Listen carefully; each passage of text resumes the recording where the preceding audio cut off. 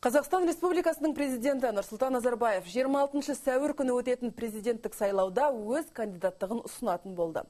Бұл туралы ол елордада өткен Нұр Отан партиясының 16-шы құрылтайында мәлімдеді. Сондай-ақ президент бүгін үкіметке жаңа талаптар қойды. Толығырақ әріптесім Талғат Уәли тарқатады. Қазақстан Халқы Ассамблеясы елімізде кезектен тыс президент сайлауы өтуі керек деген бастама көтерілгелі, дүйім жұрт демін ішке тартып күтіп жүрген мәлімдеме бүгін Бұқараға жол тартты. 2000-нан астам делегат жиналған съезде ел атынан сөз сөйлеп, халықтың аманатын жеткізген қоғам қайраткерлері, саясаткерлер мен ақын жазушылар елбасынан өз кандидаттығын ұсынуды тағы да өтінді. Осымен ағайындар, президентке үміткер ретінде бәріміз бір ауыздан Нұрсұлтан Әбішұлы Назарбаевты ұсынайық.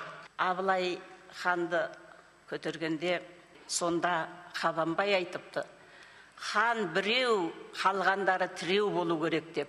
Енді біз бабалардан қалған сол сөзді халыққа айтуға міндеттіміз. Елбасымыз біреу, қалғанымыз тіреу боламыз.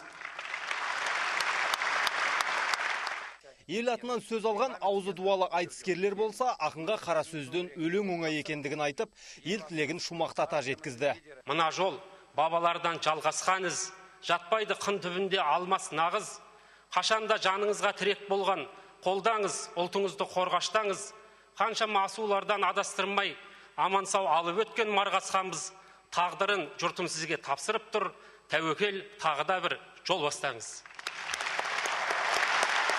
Бегарыс айтыстың ақыны ғой, енді айтысатын ешкім жоқ сенімен бір жұрт. Бірақ керемет өлеңдерің. Әу баста алға қойған жоспарларының сәл өзгешелеу болғандығын айтқан елбасы ақыр соңында халықтың қалауын ескеріп, алдағы сайлау науқанында Нұр Отан партиясының атынан өз кандидаттығын ұсынатындығын жеткізді. Я заявляю о своем согласии баллотироваться кандидаты в президенты партии Нұр Отан.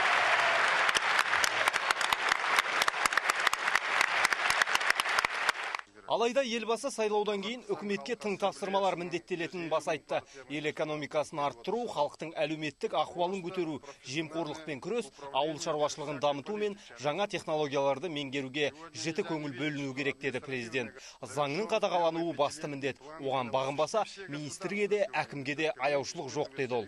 Сегодня граждане слабо верят, что офицер дорожной полиции может оштрафовать акима, поймав его на улице, или министра.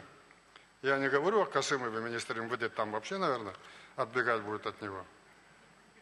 За нарушение правил дорожного движения хотя бы. Сөз соңында елбасы Нұрсұлтан Назарбаев Қазақстан халқына сәуірдің 26 күні өтетін Қазақстан Республикасының президенті сайлауына біріксідей қатысып, өз таңдауын жасауға шақырды. Талғат Уәли, Виктор Джигерис, Талғат Жылтанов, СВ Ньюс.